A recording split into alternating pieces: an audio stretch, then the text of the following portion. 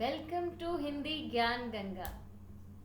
हिंदी ज्ञान गंगा में आप सबका एक बार फिर से बहुत बहुत स्वागत। आज जो हम विषय पढ़ने वाले हैं वह है काल। काल का अर्थ होता है समय, अर्थात समय। तो काल का क्या अर्थ है? समय। आइए देखते हैं इन चित्रों में क्या हो रहा है। पहला चित्र, मैंने खाना खाया। दूसरा, मैं खाना खा रहा हूँ। और तीसरा चित्र है, मैं खाना खाऊंगा। तो पहले चित्र में क्रिया जो है, क्रिया अर्थात काम, क्रिया का अर्थ है काम। तो पहले चित्र में काम हो चुका है। आपको प्लेट खाली दिख रही है बच्चे की कि उसने खाना खा लिया है, खा चुका है वो खाना। दूसरा है, दूसरे में क्रिया हो रही है क्योंकि अभी वो बच्चा खाना खा रहा है, तो क्रिया अभी चल रही है। तीसरा है, क्रिया अभी होगी, अभी क्रिया शुरू नहीं हुई कि बच्चे ने अभी खाना शुरू नहीं किया, तो क्रिया अभी होनी है। तो पहले चित्र में क्रिया हो चुकी है, दूसरे में क्रिया चल रही है और तीसरे चित्र में क्रिया अभी शुरू होनी है, अभी होगी। तो ये सब क्या है? ये है क्रिया का समय, कि ये सब क्या है, हमें काम के समय के विषय में बता रहे हैं। और क्रिया का समय क्या कहलाता है? काल। काल का अर्थ है समय। तो इसकी परिभाषा जान लेते हैं कि क्रिया के जिस रूप से क्रिया के होने के समय का बोध होता है उसे काल कहते हैं। कि हमें क्रिया के होने का जब समय पता चलता है कि क्रिया चल रही है, क्रिया हो चुकी है या काम आने वाले समय में होगा, तो उस चीज का जो हमें ज्ञान कहलाता है वो कहलाता है काल। हमें समय का, काम के होने के समय का जो बोध कराए वो कहलाता है काल। तो अब हम काल के भेदों के विषय में जानते हैं। काल का पहला जो भेद है वो है भूतकाल। भूतकाल, दूसरा है वर्तमान काल और तीसरा भेद है भविष्यत काल। तीन भेद हैं इसके, भूतकाल, वर्तमान काल और भविष्यत काल। अब आगे हम इनको विस्तार से जानेंगे।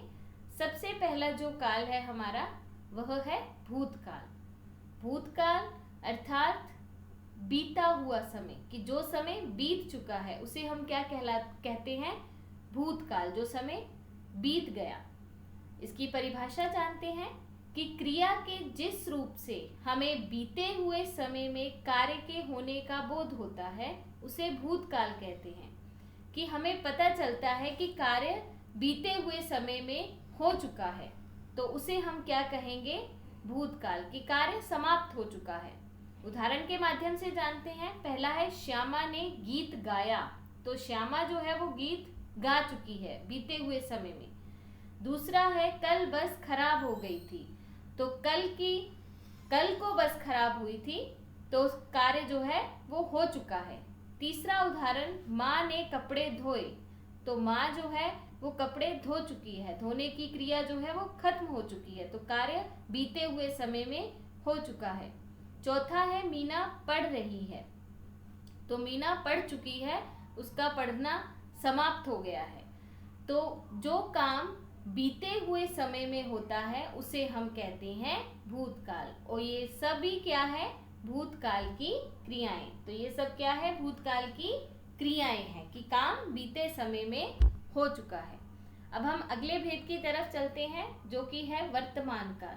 वर्तमान काल अर्थात चल रहा समय, कि जो समय अभी चल रहा है उसे हम कहेंगे वर्तमान काल। पहले इसकी परिभाषा के विषय में जानते हैं कि क्रिया के जिस रूप से कार्य के वर्तमान समय में होने का पता चले उसे वर्तमान काल कहते हैं, जिसको आप अंग्रेजी में प्रेजेंट भी कहते हो। कि जो समय चल रहा है उस समय में जो कार्य किया जा रहा है उसे हम कहेंगे वर्तमान काल। उदाहरणों के माध्यम से इसको जानते हैं ताकि आपको और अच्छे से ये स्पष्ट हो जाए। पहला, ठंडी हवा चल रही है। तो हवा जो है वो अभी चल रही है, मतलब कि कार्य अभी हो रहा है। तो दूसरा उदाहरण है, बच्चे खेल रहे हैं। तो बच्चे अभी तक खेल रहे हैं, मतलब कि कार्य अभी चल रहा है। तीसरा उदाहरण, मैं फल खा रहा हूँ, तो अभी वो फल खा रहा है, तो फल खाने का काम अभी चल रहा है। चौथा है मैं टीवी देख रहा हूँ, तो अभी भी वो टीवी देख रहा है, मतलब कि कार्य अभी चल रहा है। तो जो काम अभी चल रहा है उसे हम कहेंगे वर्तमान काल। तो चल रहे समय में जो कार्य किया जा रहा है उसे कहा जाता है वर्तमान काल। और ये सब क्या है? वर्तमान काल की क्रियाएं हैं। अब हम अपने अगले भेद की तरफ चलते हैं, जो कि है भविष्यत काल। भविष्यत काल का अर्थ है आने वाला समय, कि जो समय अभी आने वाला है, जो अभी आया नहीं है, उसे हम कहेंगे भविष्यत काल। क्रिया के जिस रूप से, इसकी परिभाषा जानते हैं पहले। क्रिया के जिस रूप से उसके आने वाले समय में होने का पता चले उसे भविष्यत काल कहा जाता है। कि हमें पता चलता है कि अभी ये कार्य होना है आने वाले समय में, तो उसे हम क्या कहेंगे? भविष्यत काल। कि जो अभी आने वाले समय में कार्य किया जाएगा वह कहलाएगा भविष्यत काल। उदाहरणों के माध्यम से इसको भी जानते हैं। जैसे कि पहला उदाहरण है मैं विदेश जाऊंगा, कि अभी मैं गया नहीं हूं, आने वाले समय में मैं विदेश जाऊंगा। निशा डॉक्टर बनेगी, तो निशा आने वाले समय में डॉक्टर अभी बनेगी, अभी वो डॉक्टर बनी नहीं है, आने वाले समय में वो डॉक्टर बनेगी।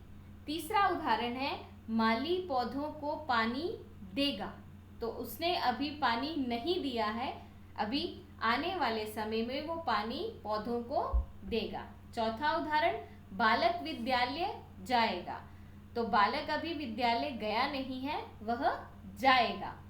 तो काम का आने वाले समय में होना क्या कहलाता है? भविष्य काल। कि जो कार्य आने वाले समय में होना है उसे हम कहेंगे भविष्यत काल। तो ये सब क्या है? भविष्यत काल की क्रियाएं। क्या है? भविष्यत काल की क्रियाएं।